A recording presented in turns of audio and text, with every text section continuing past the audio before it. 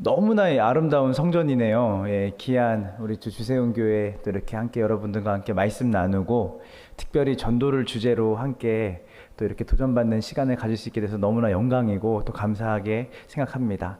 이 시간 기대되시죠? 네, 감사합니다. 그래서 오늘 이제 제가 PPT 중심으로 이렇게 같이 넘겨가면서 같이 이제 강의를 하려고 하거든요. 그래서 여러분들이 좀 집중해서 또 잘 들어주시고, 제가 이번 강의를 준비하면서 좀 이렇게 좀 세 파트로 좀 나눠서 강의를 준비해 봤습니다. 그 첫 번째로는 뭐냐면 우리 담임 목사님께서 늘 이제 전도에 대해서 또 복음 전하는 거에 대해서 강조하시고 잘 가르치시고 계시잖아요. 그래서 그 부분을 저는 약간 반복을 하지만 그래도 짧게 성경 구절 위주로 한번 성경이 우리에게 전도를 어떻게 얘기하고 있는지를 좀 살펴볼 것이고요. 두 번째로는 그러면 그 성경 말씀에 순종해서 살았던 믿음의 선배들은 어떻게 그들의 삶에서 복음 전파의 삶을 살았는지를 살펴볼 거고요. 마지막 세 번째로는 제가 15년 동안 복음 전도를 하면서 어떤 전략으로 어떻게 복음을 전했는지를 여러분과 함께 살펴보려고 합니다. 네, 잘 따라오실 수 있으시겠죠? 네, 예. 그러면 우리가 함께 이제 보도록 하겠습니다. 네, 오늘 우리에게 주신 하나님의 말씀은 고린도전서 9장 19절부터 23절까지 말씀입니다. 우리 함께 다 같이 볼게요. 준비 시작. 내가 모든 사람에게서 자유로우나 스스로 모든 사람에게 종이 된 것은 더 많은 사람을 얻고자 함이라. 유대인들에게 내가 유대인과 같이 된 것은 유대인들을 얻고자 함이요 율법 아래에 있는 자들에게는 내가 율법 아래에 있지 아니하나 율법 아래에 있는 자같이 된 것은 율법 아래에 있는 자들을 얻고자 함이요 율법 없는 자에게는 내가 하나님께는 율법 없는 자가 아니요 도리어 그리스도의 율법 아래에 있는 율법 없는 자와 같이 된 것은 율법 없는 자들을 얻고자 함이라. 약한 자들에게는 내가 약한 자와 같이 된 것은 약한 자들을 얻고자 함이요 내가 여러 사람에게 여러 모습이 된 것은 아무쪼록 몇 사람이라도 구원하고자 함이니 내가 복음을 위하여 모든 것을 행함은 복음에 참여하고자 함이라. 아멘. 아멘입니다. 우리 성경 전체를 우리가 핵심 본문 우리 구절을 붙잡고 한번 성경 전체 특별히 신약 성경에서 전도를 복음을 전하는 것을 우리에게 얼마나 많이 강조하고 이야기를 하고 있는지를 성경 구절을 제가 한번 일일이 다 찾아봤습니다. 그래서 여러분들이 이렇게나 많이 우리에게 복음 전도를 성경에서 얘기하고 있구나를 아실 수 있을 거예요. 한번 다 같이 보도록 하겠습니다. 다 같이 준비 시작. 말씀하시되 나를 따라오라 내가 너희를 사람을 낚는 어부가 되게 하리라 하시니. 우리 주님 따라가는 거 기쁘시죠? 예, 주님 따라가기 원하시죠? 근데 주님을 우리가 신실하게 따라가게 되면 어떤 일이 벌어지죠? 우리를 통해서 많은 사람이 주님께로 인도받는, 사람을 낚는 어부로 우리를 사용하신다고 말씀하셨습니다. 자, 우리 마태복음 28장 19절입니다. 준비 시작. 그러므로 너희는 가서 모든 민족을 제자로 삼아. 주님이 우리에게 지상태 위임령을 주셨는데 우리에게 어디로 가라고 한 거죠? 모든 민족. 특별히 예수님을 알지 못하는 민족에게 가라고 성경은 말하고 있습니다. 우리 마가복음 16장 15절입니다. 준비 시작. 또 이르시되 너희는 온 천하에 다니며 만민에게 뭐라라? 복음을 전파하라. 자, 우리 마가복음 3장 14절입니다. 준비 시작. 이에 12를 세우셨으니 이는 자기와 함께 있게 하시고 또 보내사 전도도 하며. 우리 예수님과 함께 있고 동행하는 거 너무나 좋아하죠. 그러나 그것을 넘어서 예수님이 자기와 함께 있게 하시고 우리를 보내셔서 뭘 하게 하시려고요? 전도도 하게 하시는 거예요. 사도행전 1장 8절 너무나 잘하는 말씀입니다. 준비 시작. 오직 성령이 너희에게 임하시면 너희가 권능을 받고 예루살렘과 온 유대와 사마리아와 땅끝까지 이르러 내 뭐가 되리라? 증인이 되리라. 아멘. 네. 자, 누가복음 24장 44절부터 48절입니다. 준비 시작. 또 이르시되 내가 너희와 함께 있을 때에 너희에게 말한 바 곧 모세의 율법과 선지자의 글과 시편에 나를 가리켜 기록된 모든 것이 이루어져야 하리라 한 말이 이것이라 하시고. 자, 이거 여기는 잠깐만 살펴볼게요. 자, 곧 모세의 율법과 선지자의 글과 시편. 이것은 예수님 당시의 구약 성경이에요. 구약. 그러니까 예수님이 활동하실 때 신약 성경이 없었어요. 그죠? 그래서 구약 성경. 근데 그 성경 전체가 누구를 가리켜 기록된 것이다? 아, 예, 너무나 잘 배우셨네요. 예, 예수님을 가리킨 거예요. 이건 저자 직강이에요. 그러니까 아무리 위대한 신학자나 목회자가 성경을 해석하고 성경이 이거다라고 말하는 것보다 더 권위 있는 건 뭐냐면 성자이신 예수님이 성경 전체를 누구 중심으로? 예수님 중심으로 기록되어졌다고 말하는 것을 우린 볼 수 있는 것이죠. 누가 말씀하셨냐면 예수님이 말씀하신 거예요. 자, 이에 그들의 마음을 성경을 열어 깨닫게 하시고 46절 읽어볼게요. 준비 시작. 또 이르시되 이같이 그리스도가 고난을 받고 제3일에 죽은 자 가운데서 살아날 것까. 자, 보세요. 자, 성경 전체가 예수님에 관한 이야기인데 예수님의 무엇에 관한 이야기지? 첫 번째, 그리스도가 고난을 받고, 한번 따라해 보시겠어요? 십자가. 예수 그리스도의 십자가에 대한 이야기가 성경 구약 전체에 있다는 거예요. 신약에만 나와 있는 게 아니라 구약 전체에 메시아이신 예수 그리스도의 대속의 그 문제가 성경 전체에 있었다는 거죠. 자, 그리고 제3일에 죽은 자 가운데서 살아날 것과. 두 글자 뭐죠? 맞습니다. 부활입니다. 그래서 성경 전체는 누구를 가리켜 한 말이다? 예수님을 가리켜서 한 말이고, 예수님의 무엇에 관한 것? 예수님의 십자가의 죽으심과 부활하심에 관한 이야기다, 성경은. 자, 여기까지는 너무나 잘 아세요. 그죠? 그래서 우리가 보통 신앙생활을 열심히 하시는 분들 보면 어떤 분은 십자가에 집중해서 신앙생활 하시는 분이 있어요. 나 같은 죄인 살리신 주님의 은혜 놀라워. 그래서 회개하고 늘 나 같은 사람을 위해서 예수님이 죽으신 그 은혜에 대해서 너무 깊이, 죄에 대해서도 깊이 생각하시는 분들이 있거든요. 또 어떤 분들은 부활에 관해서, 자, 이제는 우리가 부활의 새 소망을 얻었으니까 우리가 희망차고 소망차게 우리의 삶 가운데 이제는 구원받은 사람답게 삽시다 라고 하는 신앙을 가지신 분들이 있어요. 어느 거 하나 틀린 게 하나도 없습니다. 우리는 십자가 신앙도 가져야 되고 부활 신앙도 가져야 돼요. 그런데요, 여기에 하나가 더 있습니다. 한번 따라해 보시겠어요? 성경의 삼중적 구조. 그게 뭐냐면 십자가, 부활. 우리 한번 다 같이 볼게요. 준비 시작. 또 그의 이름으로 제사함을 받게 하는 회개가 예루살렘에서 시작하여 모든 족속에게 전파될 것이 기록되었으니 너희는 이 모든 일에 뭐라? 증인이라. 한번 따라해 보시겠어요? 삼중적 구조. 십자가, 부활, 증인. 그래서 예수 그리스도의 십자가를 경험하고 또 부활을 담지한 그 사람이 뭐가 되는 거냐면 땅 끝까지 이르러 예수 그리스도의 십자가의 죽으심과 부활하심을 전하는 뭐가 될 것이다? 증인이 될 것이다. 자, 이것이 어디다 기록되어 있다는 거예요? 성경에 기록되어 있는 거예요.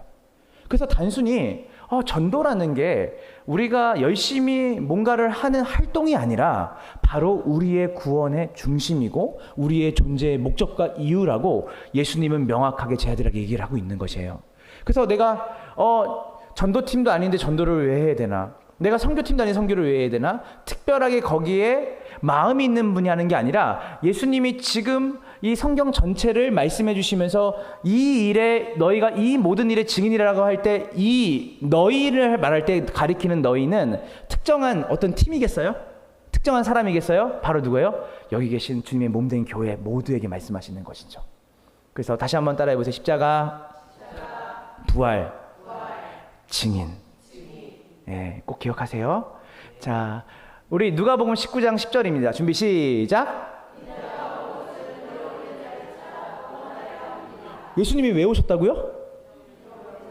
이거 제가 얘기하는 게 아니에요. 성경이 뭐래요? 예수님이 오신 목적이 잃어버린 자를 찾아 구원하려고 오셨대요. 믿으십니까? 네. 자, 우리가 또 마가복음 1장 38절을 볼게요. 준비 시작. 이르시되 우리가 다른 가까운 마을로 가자. 거기서도 전도하리니 내가. 예수님이 왜 오셨다고요? 예, 전도를 하려고 오셨대요.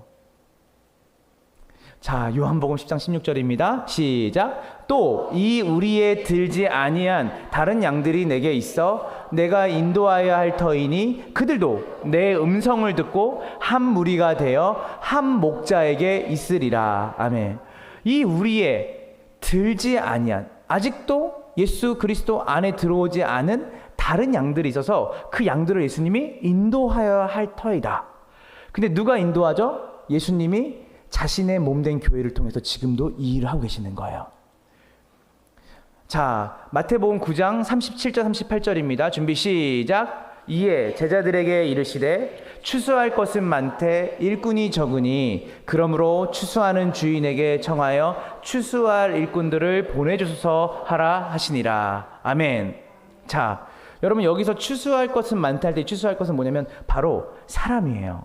근데 여러분, 우리가 추수할 것이 많다라는 것을 아는 사람들은 누구죠? 예, 맞습니다, 목사님. 목사님이 예, 추수를 열심히 하기 위해서 일하는 일꾼이, 와, 추수할 게 이렇게 많아? 그런데 우리가 가지고 있는 일손으로는 이게 부족한 거예요. 제가 교회를 다녀보고 전도를 열심히 해보고 선교하는 그 모임에 자주 가보니까 가장 많이 사람이 필요합니다. 이곳에 더 많은 사람이 와서 이 일을 해야 됩니다라고 하는 분들은 어떤 분들이냐면 그 일을 정말 열심히 하고 있는 분들이에요. 전도를 안 하는 교회는, 예를 들어서 전도를 안 하는 교회는 전도할 때 사람들이 필요하다는 걸 인식하지 못해요. 그런데 진짜 전도를 열심히 하는 교회는 늘 저 주일학교에, 저 중고등부에, 저 청년들의, 이 대학가에, 지금 내가 일하고 있는 그 일터에 주님 할 수만 있거든 더 많은 동역자를 저에게 보내주셔서 하나님 이 복음 전파의 사명을 감당할 수 있게 해주세요 라고 하는 이 기도를 드릴 수밖에 없게 된다는 거예요. 주님 뭐라고 하세요? 추수할 곳이 있다 그래요? 없다 그래요? 있어요. 추수할 것이 많아요. 있는 정도가 아니라. 여러분 보이세요? 추수할 곳이 많아야 돼요. 아직도 우리가 복음을 전해야 되는 지역, 이 광진구, 이 서울, 정말 나아가서는 이 대한민국 곳곳에, 열방에 진짜 복음을 전하고 그 복음 앞에 주님의 마음을 품고 애타는 마음으로 복음을 전하는 분들에게는 어떤 기도가 터져 나오냐면, 하나님 이 주세훈 교회에 더 많은 전도자들을 보내주세요. 하나님 우리 힘으로는 감당이 안 됩니다. 주님 더 많은 교회들과 동역하게 해주세요. 더 많은 전도자들을 보내서 이곳에 있는 수많은 사람들에게 복음을 전할 수 있는 하나님 우리에게 힘을 주세요라고 기도할 수밖에 없다는 것이죠. 자, 넘어갈게요. 자, 여러분 사도 바울 아세요? 네, 아시죠 당연히. 사도 바울의 기도 제목들을 제가 한번 찾아봤거든요. 사도 바울이 어떤 것으로 기도를 했는지, 어떤 제목으로. 여러분 다 기도 제목 있으시죠? 그러면 바울의 기도 제목과 여러분의 기도 제목을 한번 비교해 보세요. 자, 바울은 에베소서 6장 19절에 뭐라고 말하죠? 다 같이 읽어볼게요. 준비 시작. 또 나를 위하여 구할 것은 내게 말씀을 주사 나로 입을 열어 할 거니시니. 바울이 어떤 기도를 부탁하죠? 내게 말씀을 주사 나로 입을 열어서 복음의 비밀을 담대히 알리게 하옵소서라고 기도해 주세요. 또 골로새서 4장 3절부터 4절입니다. 준비 시작. 또한 우리를 위하여 기도하되 하나님이 전도할 문을 우리에게 열어주사 그리스도의 비밀을 말하게 하시기를 구하라. 내가 이 일 때문에 매임을 당하였노라. 그리하면 내가 마땅히 할 말로써 이 비밀을 나타내. 뭐라고 기도 부탁했어요? 전도할 문을 우리에게 열어주사. 이 주세훈 교회가 있는 이 서울의 지역에, 이 광진구에 주님 전도할 문을 열어주십시오. 저 중학교, 고등학교, 주일학교에 또 이 주변 상권에 전도할 문을 열어주시옵소서. 저는 이 기도가 여러분의 기도가 되기를 간절히 소망합니다. 자, 데살로니가후서 3장 1절입니다. 준비 시작. 끝으로 형제들아 너희는 우리를 위하여 기도하기를 주의 말씀이 너희 가운데서와 같이 퍼져나가 영광스럽게 되고, 우리 안에만 있는 게 아니라 이 말씀이 어떻게 해요? 퍼져나가기를 기도해라. 자, 우리 베드로전서 2장 9절입니다. 너무 잘하는 말씀이에요. 준비 시작. 그러나 너희는 택하신 족속이요 왕같은 제사장들이요 거룩한 나라요 그의 소유가 된 백성이니 이는 너희를 어두운 데서 불러내어 그의 기이한 빛에 들어가게 하신 이의 아름다운 덕을 선포하게 하려 하심이라. 자, 나는 택하신 족속이다. 나는 왕같은 제사장이다. 거룩한 나라다. 그의 소유된 백성이다. 근데 우린 여기까지를 많이 불러요. 그죠? 그런데 우리를 부르신 목적이 뭐라는 거예요? 하나님의 아름다운 덕을 어디에? 세상에 선포하게 하시려고 주님이 우리를 부르신 줄 믿으시기를 간절히 소망합니다. 자, 이분은 누구시죠? 허드슨 테일러라고 하는 중국 내지 선교사예요. 이분 돌아가셨죠?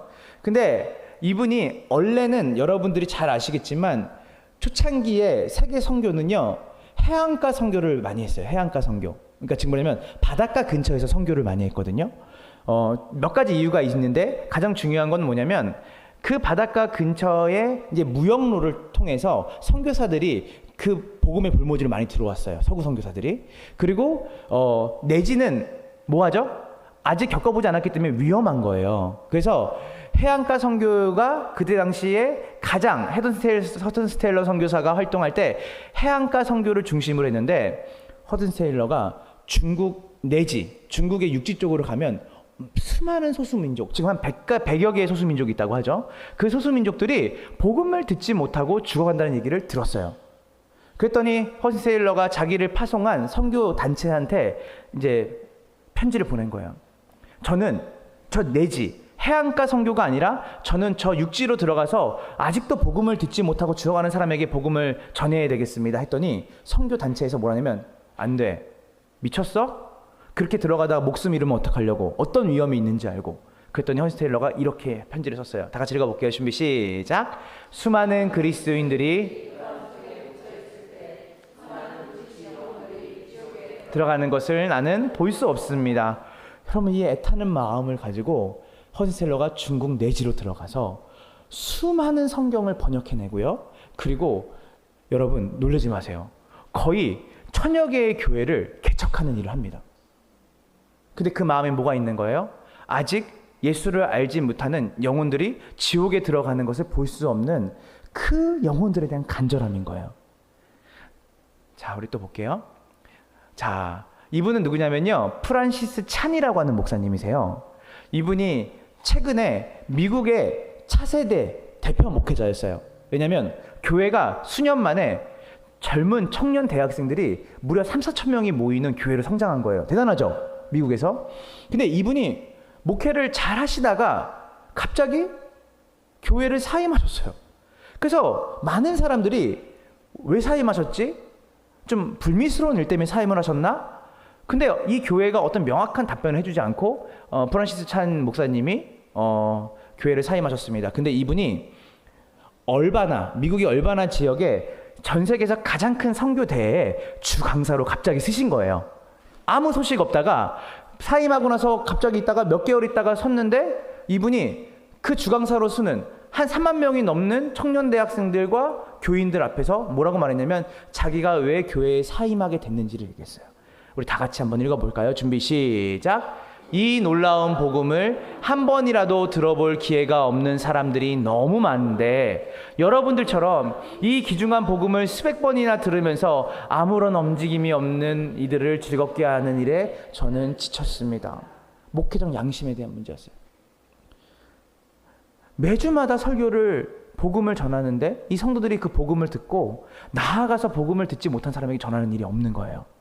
그래서 뭐라고 말했냐면, 저는 수년을 여러분들에게 복음을 전하고 여러분을 양육했지만 복음을 듣지 못하고 죽어가는 수많은 사람들을 품지 않고 그들에게 복음을 전하려는 마음이 조금도 없는 여러분들의 그 정적인 그 움직임에, 정적인 그 태도에 저는 지쳤습니다. 그리고 이분이 은퇴해서 뭐 하시냐면 복음이 전해지지 않는 선교지에 선교사를 파송하는 그 일을 하고 계시고요. 실제로 또 그곳에 가셔서 복음을 전하는 일을 지금도 하고 계십니다.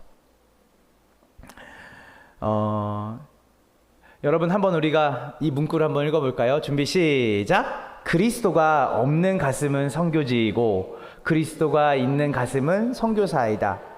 여러분, 예수 그리스도가 여러분 안에 계시나요? 그럼 여러분은 누구세요? 선교사예요. 특별한 선교사님만 선교사가 아니라 여러분 선교사예요. 여기에 여러분들은 지금 여러분이 서 있는 일터와 학업의 현장과 여러분이 믿지 않는 가족들 가운데 여러분이 있다면 여러분은 지금 뭐 하고 있는 거예요? 선교사로 거기 있는 거예요. 다시 다시 한번 읽어볼까요? 준비 시작. 그리스도가 없는 가슴은 선교지이고 그리스도가 있는 가슴은 선교사이다. 네.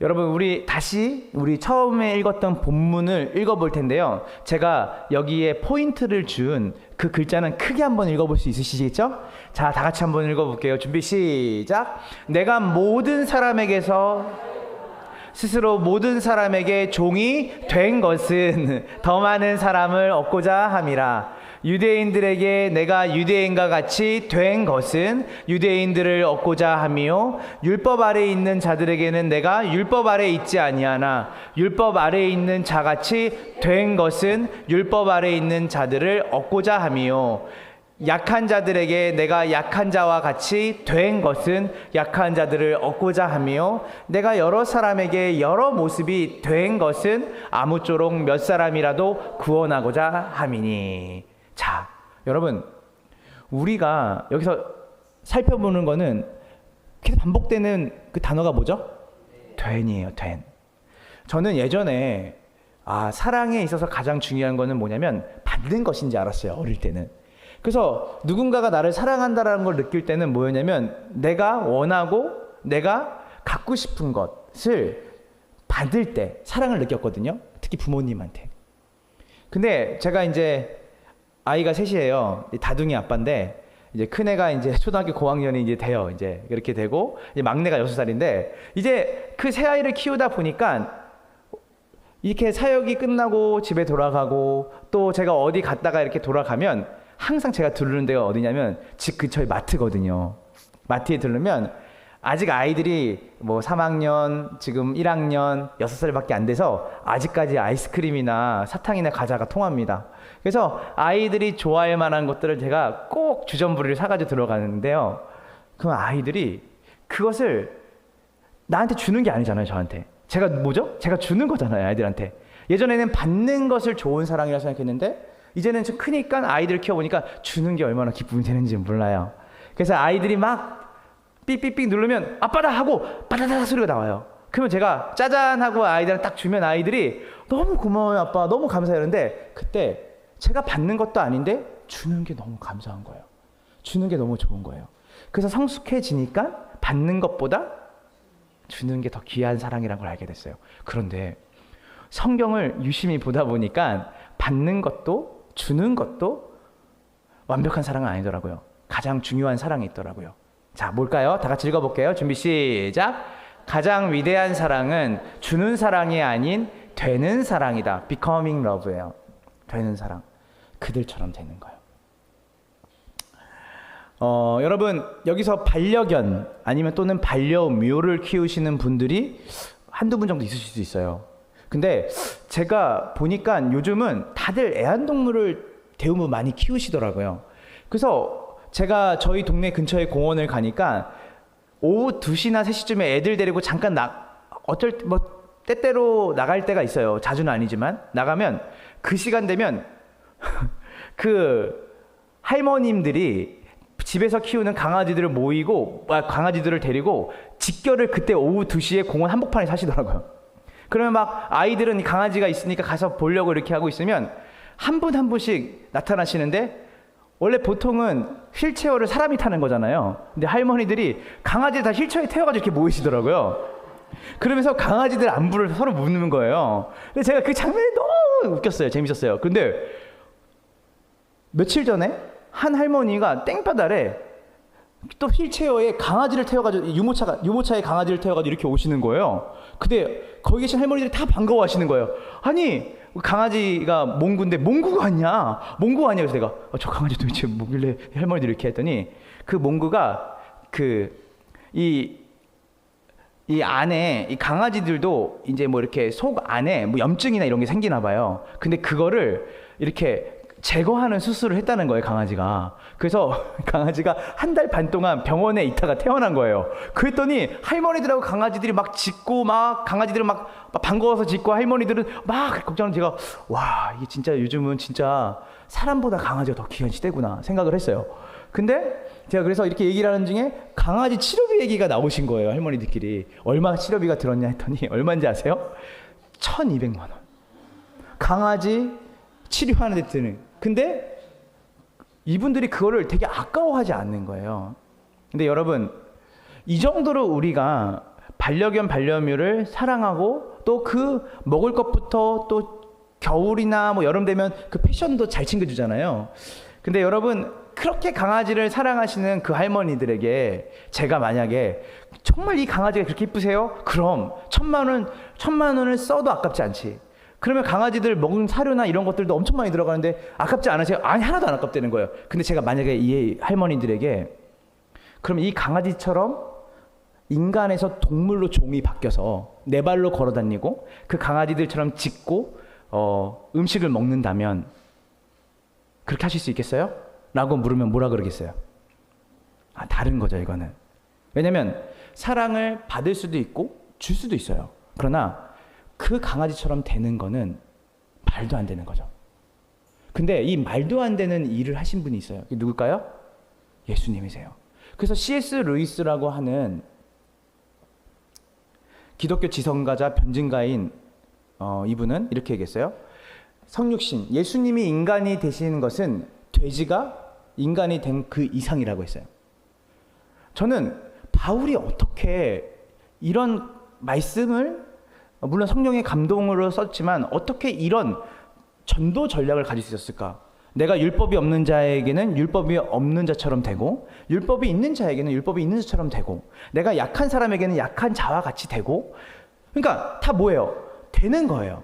그래서 나는 제가 생각할 때는 바울이 진짜 전략적으로 정말 전도와 선교를 잘했던 사람이다. 우린 생각할 수 있지만 여러분 잘 아시는 것처럼 바울은 예수님의 가르침보다, 예수님이 말씀하신 또 성경에 기록된 진리보다 단 한 발자국도 앞으로 가서 특이하고 창의적인 말을 해본 적이 없습니다. 여러분, 바울이 어떻게 그들처럼 된다는 생각을 하면서 복음 전도를 했을까요? 누구를 생각했을까요? 예수님이에요. 여러분, 우리가 전도를 이야기할 때 우리는 전략으로 바로 가거든요. 어떤 전략으로 전도하면 좋을지. 근데 여러분, 우리가 성경에 가장 본질적인 전략이 있어요. 제가 남대문 전도를 오래 했거든요. 저희가 남대문 전도를 거의 3년 동안 했습니다. 여러분, 남대문 상인들에게 전도하려면 어떻게 해야 될까요?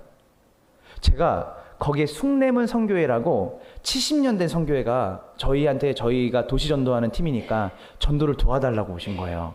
그래서 제가 그럼요, 저희가 사람만 있으면 전도할 수 있습니다.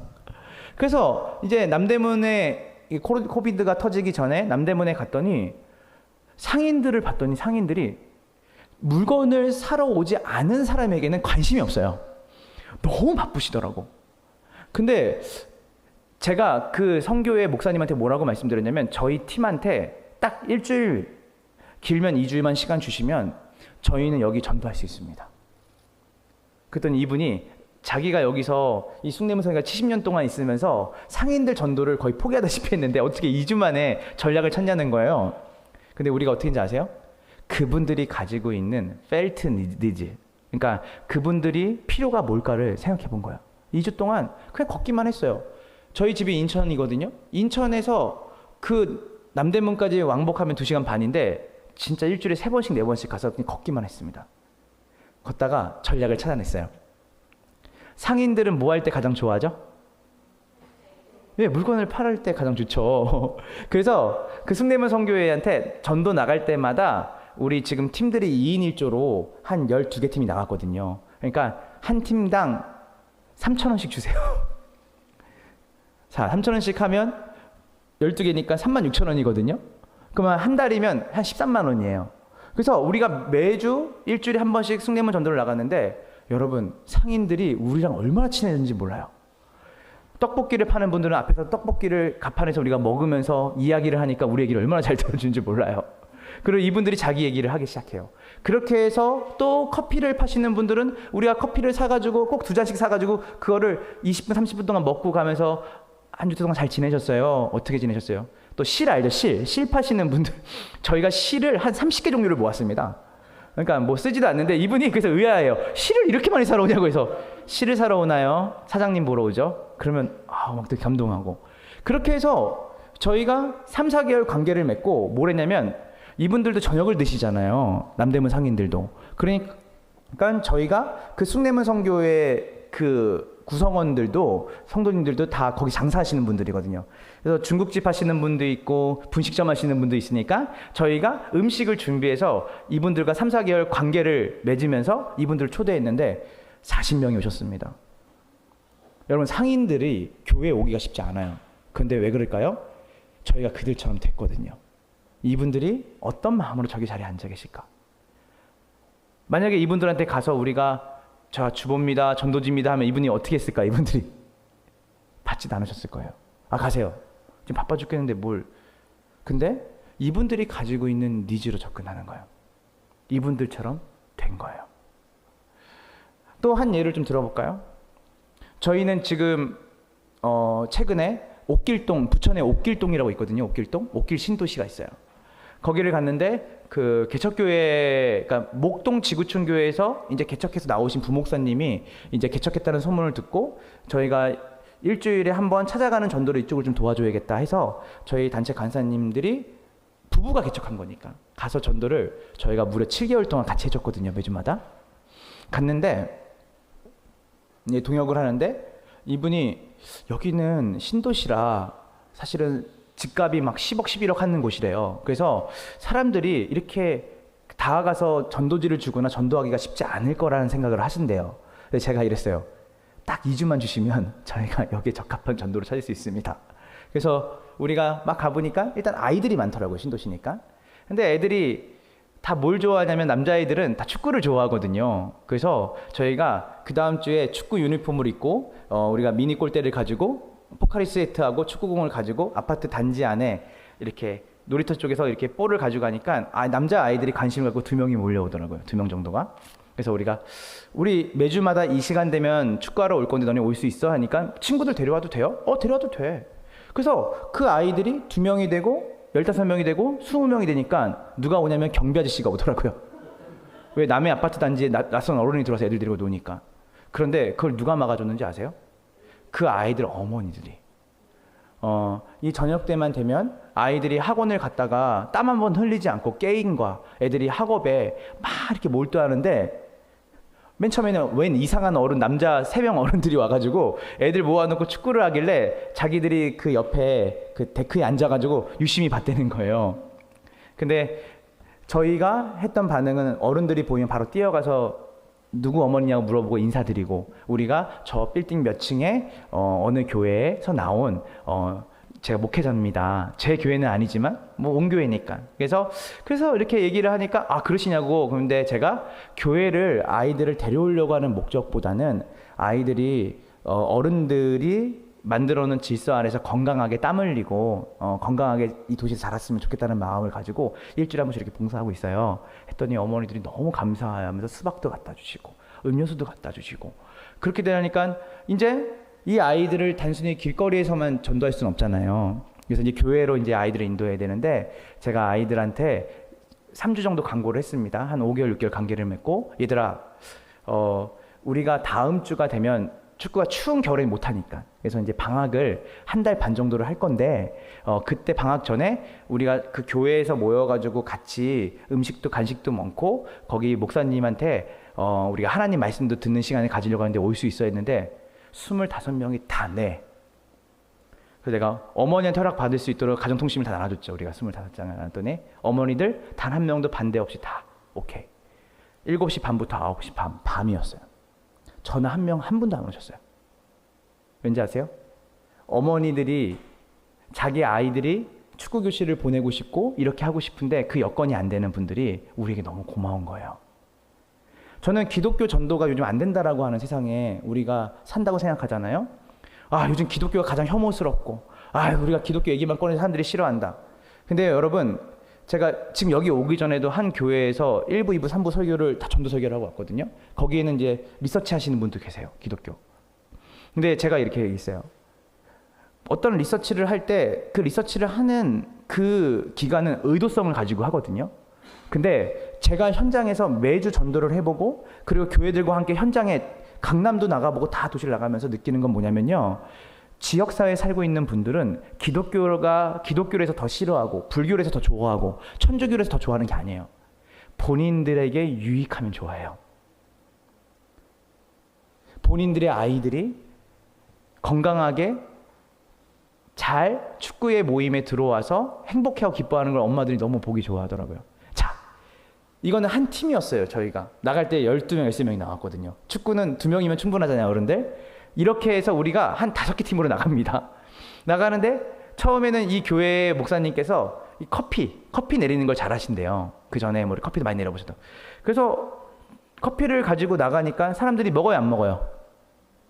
이게 그냥 밀크커피가 아니에요. 그냥 진짜 좋은 온도로 서서 커피를 50잔, 60잔을 가지고 공원에 있는 분들에게 나눠드리는 거예요. 아이스 커피로. 안 드시더라고요. 근데 왜 안 드시나 봤더니 이분들이 저녁 때는 커피가 카페인 때문에 좀 부담이 돼서 안 드시나 보다. 왜냐면 한 2-3잔 빼놓고는 30잔이 남았으니까 우리가. 근데 우리가 돌아와서 바로 피드백을 했어요. 저희가 하는 전도는 늘 피드백을 해요. 갔다 오자마자. 그럼 왜 안 드셨을까에다가 여러 가지 의견을 보니까 결국은 커피는 그 저녁 시간에는 그렇게 옳은 방법이 아니라는 결론을 내렸고, 이 마을, 이 도시에 살고 있는 분들은 저녁 때 커피를 안 드시는 것으로 우리가 결론을 내렸어요. 자, 그러다가 그러면 아이스티를 한번 가져 나가보자. 그 다음 주에 아이스티를 가져 나가 본 거예요. 근데 아이스티도 먹을 만한데 한 명도 안 드셨어요, 아이스티를. 그래서 우리가 결론을 내렸어요. 피드백하면서 여기 있는 분들은 남이 주는 음식 하나도 안 먹는다. 근데 주지 말자. 그러다가 그러면 어떻게 하지? 우리가 그럼 한 주 동안 우리가 좀 분석을 해보자 하는데 반려견을 엄청 많이 데리고 공원에 다니시는 거예요. 젊은 부부가. 그래서 우리가 뭘 했냐면 그러면 지금부터는 반려견 사료를 들고 나가보자. 15분 만에 솔드 아웃. 다 가져가요. 그러면서 그 다음 주에 뭐라고 말하시냐면 강아지를 데리고 예배 드리러 와도 되냐는 거예요. 이런 교회면 자기가 오고 싶다는 거예요. 그래서 저희가 어디 교회인지 위치인지 물어보시는 분도 계셨고, 이렇게 동물을 사랑하는 교회가 어딨냐고. 그래서 관계를 또 맺는 거예요. 그렇게 해서 또 거기 관계를 맺고, 또 어느 쪽은 이제 솔라리움이나 이런 도용상담 같이 본인들이 어떤 기질을 갖고 어떻게 공부를 하면 좋은지에 대한 그런 어떤 자격증들을 우리가 준비한 분들이 있었거든요. 그래서 이것만 가지고 나가면 누가 우리 앞에 서가지고 자기의 기질을 알아보려고 하겠어요. 그런데 축구도 하고, 그리고 이렇게 먹거리도 나눠주고, 그리고 애완견들이 데리고 나면 애완견들 같이 이렇게 사료도 주고 이렇게 하니까 여러분, 이곳이 하나의 잔치와 같이 된 거예요. 그래서 마지막에 초청잔치 할 때 우리가 반드시 결론은 관계를 맺는 것으로 끝나는 게 아니잖아요. 교회로 와야 되잖아요. 근데 이렇게 관계를 맺고 교회로 이제 우리가 인비테이션을 하니까 이분들이 이 교회에 오는 것에 대한 부담과 거부감을 갖지 않고 오는 것을 저희가 보게 됐어요. 가장 위대한 사랑은 주는 게 아닙니다. 나는 주고 싶은데 저 사람이 그것을 원하지 않으면 폭력이 될 수 있거든요. 그리고 나는 받고 싶은데 저 사람이 주지 않으면 그것도 나한테 피해가 될 수 있어요. 그래서 가장 좋은 선교 전략과 전도 전략은 예수님의 성육신입니다. 여러분들이 이 지역에 어떤 분들에게 복음을 전해야 되는지 타겟을 정하셔야 돼요. 그리고 그 분이 남편일 수도 있어요. 그 분이 자녀일 수도 있어요. 그리고 그 분이 여러분이 자주 가는 단골 가게 사장님일 수도 있어요. 직장 동료일 수도 있어요. 여러분들이 주고 싶은 걸 주는 게 아니라 저 사람은 지금 어떤 상황 속에서 어떤 필요를 가지고 살까? 그래서 그 필요로 접근해야 되는 거예요. 이게 어려운 말로 뭐라고 말하냐면 그들의 felt needs, 그들이 느끼고 있는 필요로 접근을 해서 real needs, 그 궁극적으로 그들에게 진짜 필요되시는 예수님께로 인도해야 되는 그 전략이 가장 좋은 전략입니다. 자, 여러분 에릭 리들이라는 분이 있어요. 불의 전차. 혹시 이 영화 아시죠? 이 에릭 리들은 여러분 프랑스 올림픽 때 되게 유명한 사람으로 막 대서특필했던 사람이에요. 왜냐하면 이분이 파리 올림픽에 국가대표로 나갔는데 안 뛰었어요. 국가대표가 뛰어야 되는데 안 뛰면 어떻게 돼요? 이거 완전히 직무유기잖아요. 나라 대표로 갔는데. 근데 이분이 왜 특히 그 단거리 200m의 강력한 금메달 유력 주자였거든요. 근데 안 뛰었길래 왜 안 뛰었냐라고 했더니 이분이 뭐라고 하는지 알아요? 주일이라서 안 뛰었습니다. 와, 대단한 신앙이죠? 대단한 신앙이에요. 근데 이분이 그 200m를 안 뛰고 나머지 400m 이런 건 다 금메달을 이관왕을 했어요, 이분이. 그래서 그래도 그나마 이제 이분이 금메달을 땄기 때문에 망정이지, 가장 유력한 자기의 주종목에서 주일 때문에 안 뛰어가지고 그거를 메달을 만약에 잃었다면 얼마나 많은 사람들에게 공격을 당했겠어요. 근데 이분이 그걸 증명해냈죠. 그래서 우리가 여기까지는 와, 역시 주일에도 뛰지 않는 이 굳건한 신앙인 말하지만, 이분이 이후에 중국 선교사로 중국으로 떠나거든요. 근데 이 선교 본부에서 이분이 이제 주일날 이제 이분을 만나러 간 거죠. 그랬더니 이분이 주일인데 운동장에서 뛰고 있는 거예요. 아니, 올림픽 나가서도 안 뛰던 분이. 그래서 이 사람들이 놀래가지고, 아니, 올림픽에도 안 뛰었던 사람이 왜 뛰고 있습니까? 했더니 중국의 어린아이들을 전도하려면 이 아이들하고 같이 놀아줘야 되니까 그 아이들의 수준에 맞추는 거예요. 아무쪼록 이 아이들의 영혼을 얻기 위해서. 아까 말했던 것처럼 음악 전도입니다. 음악을 좋아하시는 분들 계시죠? 그래서 여러분, 제가 과거에 이제 방송도 하고 지금도 이제 연관 맺고 있는 팀인데요. 여러분, 지금 각 교회마다 교회 안에 청년들이 없어요. 그죠? 청년 대학생들이. 그래서 이분이, 저는 지금 여러분에게 소개하는 이 전도 전략 방법이 이 교회에 100% 맞는 전도 전략이라 말하는 게 아닙니다. 여러분들이 여러분의 지역에 맞는 전도 전략을 가지고 가는데, 이런 전략들도 이렇게 할 수 있구나라는 걸 여러분 보시면 돼요. 자, 여기는 뭐냐면 홍대입니다. 홍대. 여러분, 교회에는 청년이 없다고 난리인데 가장 청년들이 많이 모이는 곳이 어디냐면 클럽입니다. 홍대 클럽. 그럼 무슨 요일에 많이 모일까요? 주일에? 예, 금요일날, 토요일날. 몇 시에 모일까요? 예, 밤 10시 이후에. 자, 우린 청년들 전도하고 싶은데 청년들이 없어, 근처에. 홍대 가면 많습니다. 몇 시에? 금요일 밤, 토요일 밤. 그래서 어떤 목사님이 이 전도를 하고 싶은데 청년들이 없는 거예요. 근데 청년들이 어디 많이 있을까 봤더니 홍대에, 상상놀이터에, 클럽가에 많은 거예요. 그래서 이분이 뭘 하냐면 금요일 밤 10시, 토요일 밤 10시에 같이 그곳에 나가서 버스킹. 여기는 이제 길거리에서 음악을 부르고 또 같이 공연을 해도 크게 문제가 되지 않는 문화 속에 있는 게 홍대입니다. 그래서 요청을 해서 SNS로, 페이스북으로 요청하니까 여러 군데에서 재밌겠는데 하면서 기독교인들이 모인 거예요. 젊은 청년들이. 그래서 이들이 음악으로 이제 길거리 나가서 블랙 가스펠. 그러니까 한국말로 들리는 뭐 이렇게 CCM이나 찬양이 아니라 영어로 된 약간 그루브도 있고 막 신나는 이런 블랙 가스펠을 준비해서 나갔더니 거기에 있는 홍대에서 밤 10시에서 12시 사이에 수많은 청년들이 지나다니다가 그 자리에 쓰는 거예요. 음악을 이제 떼창으로 하니까. 근데 거기에는 우는 사람도 있어요. 음악을 듣다가.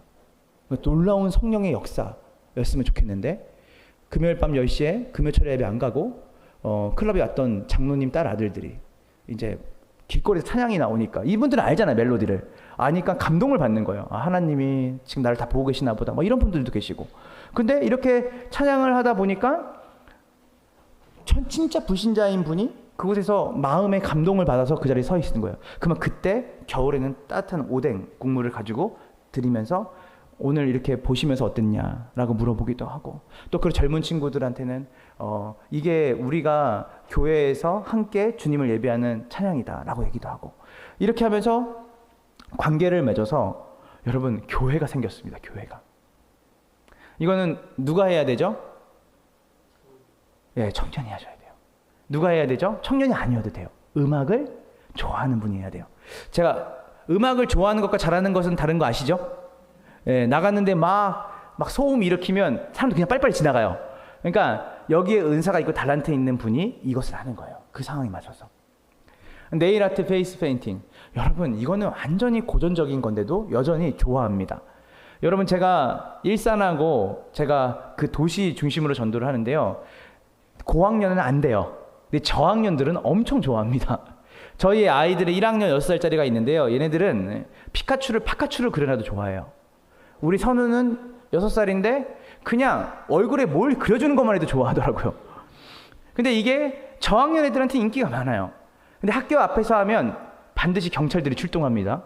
그러니까 학교 앞에서 하는 게 아니에요. 우리가 무례하게 하면 안 돼요. 그래서 아이들이 학교에서 집으로 돌아가는 어느 이제 공원이나 이런데 우리가 테이블 2개 정도로 해서 토요일 날 매주 나가지도 마세요. 격달로 뭐 한 달로 청년들이 또 젊은 또 이렇게 우리 성도님들이 우리 주일학교 아이들 전도하러 나갑시다 하면 그렇게 여러분 한 2시간 정도 괜찮은 시간대에 나가면 저는 여기 얼마나 많은 사람이 어디로 유동하는지 잘 몰라요. 그러나 그곳에 이렇게 하게 되면 저학년 애들이 관심을 갖거든요. 그러면 그 저학년 애들 그림 그려주는 동안 엄마들은 뭐 하고 있을까요? 서 있죠. 그러면 엄마들하고 같이 서서 얘기를 하는 거예요. 그리고 아이를 그려주면서 너는 몇 살이니? 너는 여기 어떤 그림 좋아해? 그러면서 그때 준비한 음료도 주면요. 그냥 주면 안 맞는 음료를 이렇게 그림을 그리고 자기 아이들이 기뻐하는 걸 하면 엄마들도 마음이 열려요. 근데 여러분 이거를 대학교 캠퍼스 가서 하면 될까요? 안 될까요? 꼭 그런 분들이 있어요. 그러니까 제가 요즘 파라솔 전도나 빈대떡 전도를 여름 땡볕에 하시는 분들 보면 그분들의 열심을 제가 의심하지 않아요. 그런데 지혜롭지 않은 건 사실이에요. 그러니까 우리가 바른 열심을 갖는 것은 중요하지만 그 바른 열심이 바른 전략으로 나타나야 되거든요. 자, 솔라리움입니다. 이 솔라리움은요, 그 CCC 아시죠? CCC. CCC의 박성민 목사님이 한국 CCC가 너무 어려워진 거예요. 그러니까 왜냐하면 지금은 캠퍼스에서도 복음 전도하는 사람들이 많지 않고 캠퍼스마다 이제 그 예수 믿는 청년들이 줄어들기 시작하니까 이걸 연구해 봐야겠다. 어떻게 하면 좋을까 해서 전 세계에서 CCC가 가장 잘 되는 도시를 찾았는데 그 도시가 어디냐면 뉴욕이에요. 뉴욕에 가니까 이 CCC가 어떻게 이렇게 부흥을 했을까? 이 뉴욕이라면 사실 서울보다 더 자본주의가 판을 치고 신자유시대 속에서 경쟁이 치열한 곳이잖아요.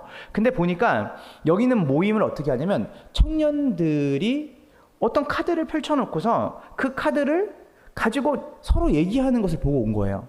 그게 뭐였냐면 한 40여 장의 카드를 이제 바닥에 이렇게 깔고 테이블 위에 깔고 그 3가지 질문을 합니다. 첫 번째로는 지금 너의 마음의 상태를 나타내는 그림을 한번 골라볼래? 그러면 상대방이 고르겠죠, 그림을. 근데 그 그림을 우리가 분석하는 게 아니에요. 너는 왜 이 이미지를 골랐니? 하면 그 사람이 자기가 왜 이미 이 이미지를 골랐는지를 얘기를 하게 돼요. 두 번째는 뭐냐면 만약에 지금 요슬램프 진이가 있다면 너의 소원 3가지를 들어줄 수 있다면 너는 어떠한 그림을 고를래? 그럼 그 3개를 고르는 거죠, 그림을. 그리고 마지막은 뭐냐면 만약에 하나님이 계시다면 또 하나님 믿고 있다면 너에게 그 신은 어떤 이미지인지를 한번 골라봐라. 그러다가 마지막에는 저도 하나씩 고르는 거예요. 제가 너는 왜 신을 이런 이미지를 구했어? 왜냐면 대부분 고르는 게 뭐냐면 하늘에서 이렇게 쳐다보고 있는 어떤 사람의 눈, 그리고 이렇게 재판하는 사람, 또 그리고 벌을 주는 어떤 대상을 이미지를 고르는데 그때 제가 얘기를 하는 거죠. 나는 너처럼 똑같이 나도 그런 신에 대한 이미지가 있었는데 내가 이 신의 이미지가 바뀌었다. 그래서 저는 예수님을 전하거든요. 근데요, 이 솔라리움을 한번 시작하게 되면 보통 40분 걸리거든요. 그러니까 우리가 대화를 하는데 대화를 어떻게 깊이 해야 될지도 모르겠고 관계를 어떻게 맺어질지 모를 때는 이 솔라리움이 굉장히 좋은 전략입니다. 40장의 그림이 들어있고요. 그 그림에 대한 질문도 다 들어있어요. 그래서 이거는 지금 여기서 바로 현장에서 여러분이 5분만 봐도 바로 실습할 수 있는 거예요. 그러면 이 솔라리움을 어떻게 구하냐? 어디서 구하냐? 가피풀에 들어가서 6,000원 주고 사시면 됩니다. 그래서 이거는 그냥 기독교 그 책을 파는 페이지에 들어가서 솔라리움을 치면 6,000원에 구매할 수 있습니다. 굉장히 유효한 좋은 전략이죠. 예, 영상 전도입니다. 이건 스마트폰 어플에 게이트웨이라고 하는 앱을 받으면요. 요즘 젊은 친구들, 여기 청소년들도 있을 거고 청년들도 있는데 예전에 어른들은 듣고 이해하는 세대였잖아요. 근데 지금 저처럼 이제 저처럼은 아니죠. 저도 40이니까. 근데 이제 10대부터 30대 중반까지는 듣고 이해하는 세대가 아니라 보고 느끼는 세대래요. 보고 느끼는. 그러니까 뭐냐면 이 친구들이 영상을 통해서 보고 느끼는 게 빠른 거예요. 그래서 이 게이트웨이를 이 스마트 어플을 여러분이 다운을 받으면 이것도 CCC에서 1억을 들여서 만든 거예요. 그래서 이거는 무료입니다. 무료. 그래서 어플을 다운 받으면 1분 30초하고 2분 정도의 영상들이 여기에 많이 있어요. 근데 그 영상들은 기독교 영상이 아니에요. 어떤 영상이냐면 CF 광고, 유명한 영화들을 편집해가지고 우리의 그런 어떤 인생의 의미나 그리고 우리의 관계들을 또 가족들에 대한 생각들을 되짚어 볼 수 있는 영상들을 준비해 놨고요. 그 영상들을 보고 나서 어떻게 질문을 하고 나눠야 될지 다 나와 있습니다. 그래서 여러분들이 지금 이 얘기를 들으면 지금 전도를 저렇게 복잡하게 해야 돼? 아니에요. 여러분, 우리가 돈을 버는 일에 또 우리가 내 생업을 위해서 얼마나 많은 연구를 하고 얼마나 많은 분석을 해요. 근데 이 시대에 있는 수많은 사람들에게 복음을 전하기 위해서 그들처럼 된다는 것은 그들이 처해 있는 상황과 환경 속에서 그들의 펠트 니즈를 읽어내야 되는 거거든요. 그들의 필요를. 그러기 위해서 너무나 적실한 이 전략입니다. 영상전도는 어린 아이들부터 대학생까지도 굉장히 적실한 전도 방법이죠. 길거리에 막 빠르게 지나가는 사람한테 자, 여러분 영상전도 한번 봅시다 이러면 안 돼요. 제가 무슨 말인지 아시겠죠? 상황이 있고 그리고 연령대가 있는 거예요. 근데 지금 최근에 장신대학원에 있는 장신대학원 3학년 학생들이 전도 모임을 시작했다고 해서 저한테 연락이 온 거예요. 근데 그 친구들은 등산로에 가서 전도를 하더라고요. 등산로에 가면 노인분들이 많이 앉아 계시고, 그러니까 이 친구들이 뭐냐면 전도가 너무 쉽대요. 왜냐면 이분들은 그 평일날 낮에 할 일 없이 그 전도에 거기 등산하시러 오신 거잖아요. 그리고 쉬는 시간이 기시대요. 그러니까 같이 이렇게 주전부리를 주고 드리고 이렇게 얘기를 하면 그렇게 수용성이 좋대요. 그래서 얘기 나누고 교회 얘기도 하고 모두 얘기도 하고 하는데 이게 매주마다 가니까 나오시는 분이 늘 똑같은 거예요. 그러니까 관계를 깊이 맺고 그분들의 필요한 음료나 이렇게 주전부리를 갖다 드리니까 너무 좋아하신다는 거예요. 그러니까 우리가 어떤 특정한 전도의 전략을 얘기하는 게 아니라 여러분들이 그 상황과 현장 속에서 이 전략을 어느 것이든 갖다 쓸 수 있는 것이죠. 축구 전도 아까 말했던 이건 전도 박람회입니다. 최근에 이제 나주라는 도시 아세요? 나주에 혁신 도시가 생겼습니다. 한 6, 7년 전에 한 7년, 8년 됐죠. 근데 그 혁신 도시가 우리나라 공기업 17개가 저 전남으로 옮겨진 거예요. 그래서 탄생한 도시인데 여기 평균 연령이 31.2세였습니다. 근데 거기에 이렇게 공기업이 내려가다 보니까 교회들도 당연히 상가 교회들이 들어가겠죠. 근데 했는데 그 교회에 제가 아는 목사님이 개척을 한 거예요. 나주 혁신도시에. 그런데 저한테 이렇게 말하는 거예요. 전도를 좀 도와줬으면 좋겠다. 근데 여기는 도시에 있는 사람들이 대부분 서울 살던 사람들인데 직장이 옮겨지면서 강제 이주가 된 거죠, 이분들이. 그러니까 이분들이 여기에 살지만 잘 바깥에 나오지 않는다는 거예요. 그리고 31.2세니까 얼마나 젊어요. 아이가 없는 집이 더 많아요. 그리고 아이가 있더라도 완전 애기들이죠. 그러니까 이런 분들, 그리고 또 젊고 머리가 좋으니까 교회에서 이분들을 전도하기가 얼마나 쉽지가 않아요. 그러니까 우리가 같이 내려가서 전략을 짠 건 뭐냐면 여기 개척교회들이 보니까 처음에 5개 교회밖에 없더라고요. 그래서 5개 교회 목사님들하고 뭘 했냐면 우리가 전도 축제를 만들지 말고 문화 축제를 한번 만들어보자. 이 도시 사람들에게. 왜냐면 예수님을 바로 전하게 되면 이분들이 불쾌할 수 있으니까 우리가 문화 축제를 만들어서 2017년도, 18년도, 19년도 코로나 오기 전에 이제 2023년도 이제 저희가 이번에 11월에 하거든요.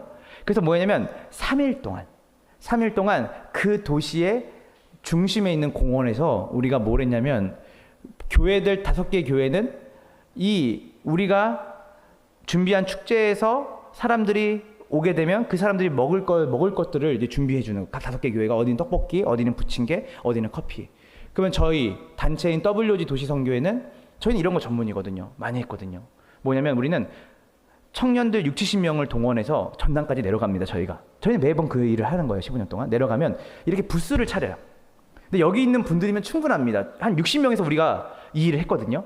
근데 부스를 차리는데 저희가 뭘 하냐면 대단한 걸 준비하는 게 아니에요. 여러분 알죠? 거대한 윷놀이. 아시죠? 윷놀이. 그리고 아이들 이렇게 DSLR 사진 찍어줘가지고 그거를 바로 인화해주는 것. 또 풍선으로 아이들이 원하는 동물 만들어주는 거. 또 그리고 아까 말했던 것처럼 솔라리움. 또 그리고 페이스 페인팅. 여러분 이렇게 해서 우리가 부스를 8개 차리고 그리고 5개 교회는 음식 5개를 계속 만드는 걸 하고 그리고 교회 찬양팀들은 뭐 하냐면 그 무대에다 스피커 설치해서 그냥 계속 찬양이 아니에요. 그냥 노래를 부르는데 9개 곡은 트로트는 안 돼요. 소망과 희망을 주는 이제 가요를 하고, 마지막 두 곡은 정말 예수님이 이들을 얼마나 사랑하시는지에 대해서 그 곡을 합니다.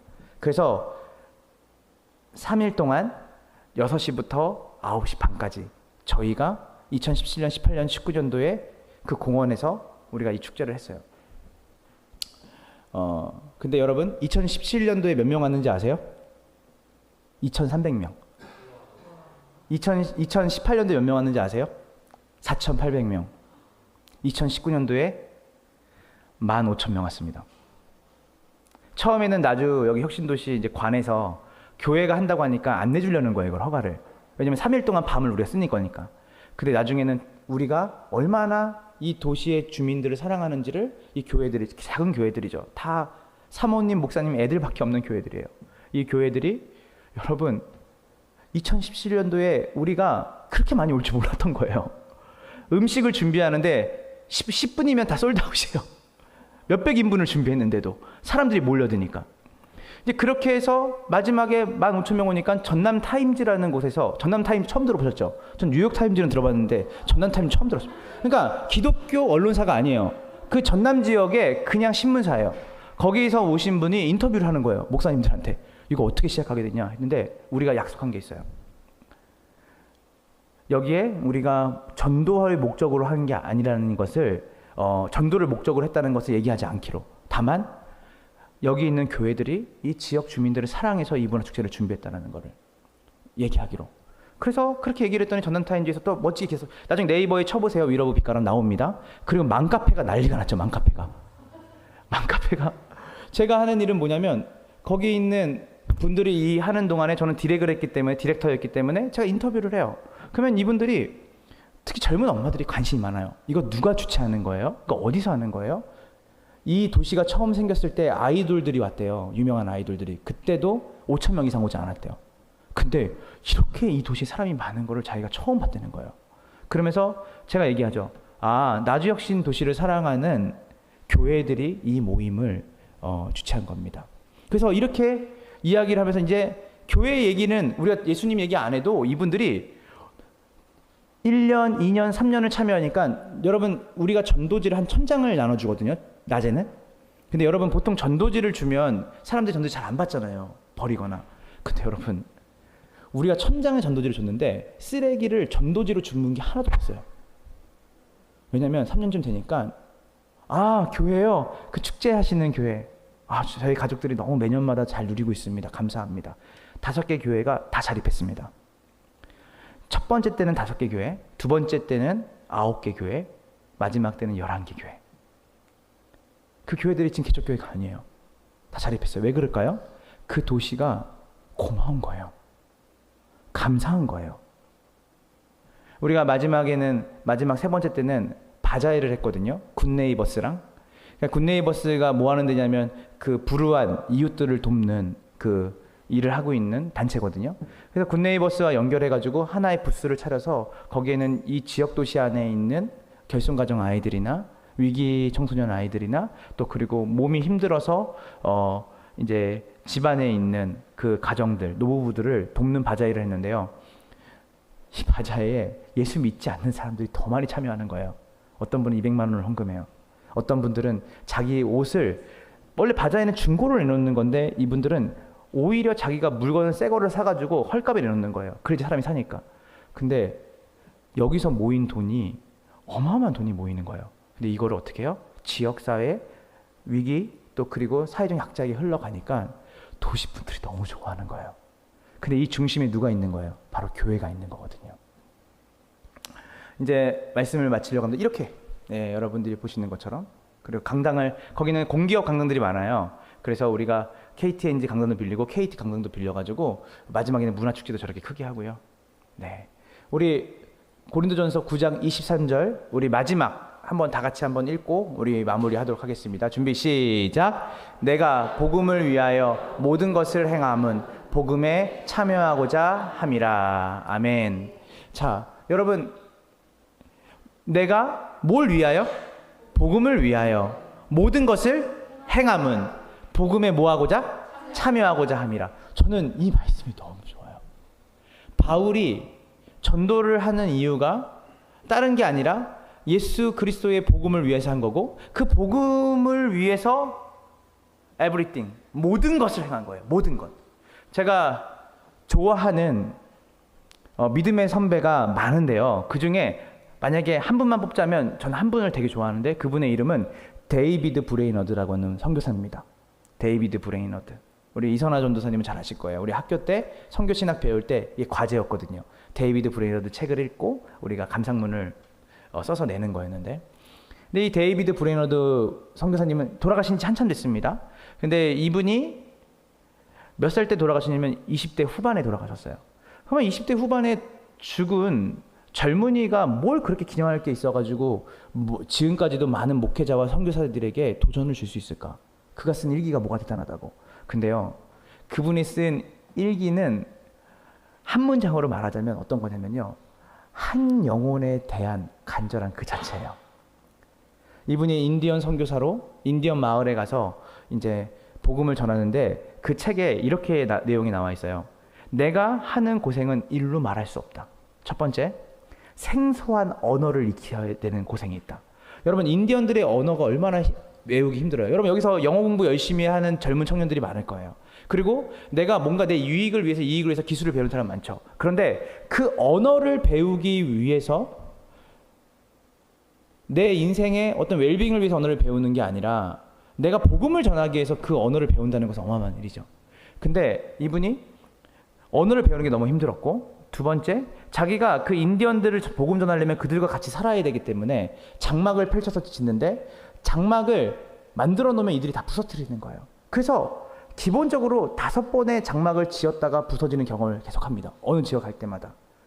근데 제가 이분의 책을 읽다가, 처음 읽었다가, 제가 전 지하철에서 이 책을 읽다가, 데이비드 브레너드의 생애일기를 읽다가, 제가 너무 그 한 문장이 제 가슴에 뭉클해서 제가 그 책을 이렇게 껴안고 이렇게 엎드린 적이 있었거든요.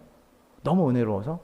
그가 뭐라고 말하냐면, 나는 이 인디언들의 영혼을 위해서 안 해본 일이 없다. 안 해본 일이 없대요. 그 복음을 전하기 위해서 내가 안 해본 일이 없다. 제가 나중에 이런 생각해요. 하나님께서 이 주세훈 교회의 멋진 성전, 저는 진짜 이 예배당이 너무 이쁘더라고요. 지금 안에 들어 더 놀랐는데, 하나님께서 이 주세훈 교회의 신실한 하나님의 성도들을 이 교회의 성도로 하나님께서 모이게 하셨잖아요. 그때 하나님께서 여러분에게 물으실 거예요. 너는 그 광진구에 있는 영혼들을 위해서 무엇을 했냐? 믿지 않는 네 지인과 이웃들에게 너는 무엇을 했냐 할 때, 주님, 제가 그들의 영혼을 위해서 안 해본 일이 없습니다. 지금 저도 교회를 개척해서 지금 교회가 조금씩 성장하고 있거든요. 근데 저희 교회에 어린 청년이 4월 달에 등록을 했어요. 이 청년은 목포에 사는 청년인데 지금 만으로 20살, 완전 어리죠. 근데 이 친구가 이제 가정의 생계를 좀 책임져야 돼서 미용 기술을 배워서 자기가 이 대학로에 있는 미용실에 취직을 한 거예요. 아버지가 안 계시고 어린 동생이 있어요. 어머니랑 같이. 근데 이렇게 하는데 저희 교회를 어떻게 오게 되냐면, 제가 아는 권사님이 여기 오장성 목사님이 교회 개척했으니까 글로 갔으면 좋겠다 해서 이 친구가 왕복 4시간을 와요. 해화역에서 검단 신도시까지 오는데, 이 친구가 이제 저한테 8월 달에 지난주에 이렇게 얘기하는 거예요. 지지난주에, 목사님, 저는 8월 달까지 교회를 주일날 나오고 9월 달부터 내년 2월까지는 교회 못 나와요. 그러는 거예요. 제가 왜? 했더니 이게 서비스 직종이잖아요. 미용실이. 그러니까 이제 주일날도 뭐 해야 되냐면 출근을 해야 된대요. 이제 6개월 단위로. 제 마음에 불이 나는 거예요. 그래서 너 언제 쉬냐 했더니 수요일날 쉰대요. 그러면 매주 수요일마다 목사님이 해야 갈게. 그리고 목사님이 주일날 설교했던 거 너한테 그대로 나눌게. 그리고 너 쉬는 날 언제냐? 그때 줌으로 목사님 만나서 같이 기도해 하자. 왜냐하면 이 20살, 21살짜리가 신앙을 떠나서 살기에 너무나 긴 시간이에요. 6개월은. 내가 뭐라도 해야 되는 거예요. 안 해본 일이 없어야 돼요. 저는 여러분들이 지금 이제 전도 축제를 앞두고 있다고 제가 듣고 또 기도하면서 왔습니다. 내 믿지 않는 남편, 내 믿지 않는 가족들, 내 믿지 않는 내 친구들, 믿지 않는 내 이웃들, 여러분 마음에 태신자를 다 가지고 계실 거예요. 내년이면 또 기회가 있겠지. 내후년이면 기회가 있겠지가 아니에요. 주님이 그 사람을 오늘 데려갈 수도 있어요. 저는 여러분을 겁을 주려고 하는 게 아니에요. 아니면 여러분의 짧은 삶이 내년을 못 볼 수 있어요. 그러나 우리는 영혼과 잇대어 사는 사람이에요. 영혼과 잇대어 살아가는 우리의 삶 속에서 주님이 주신 이 짧은 인생의 찰나 속에서 주님이 우리에게 가장 원하시는 것은 복음 전파예요. 여러분 품고 있는 그분을 위해서 내가 이 전도축제가 끝나고 나서 제가 목사님 안 해본 일이 없습니다. 담임 목사님. 제가 우리 자녀, 믿지 않는 자녀 교회 데려오기 위해서 제가 안 해본 일이 없습니다. 이 아이 예수님께 인도하기 위해서 제가 안 해본 일이 없습니다.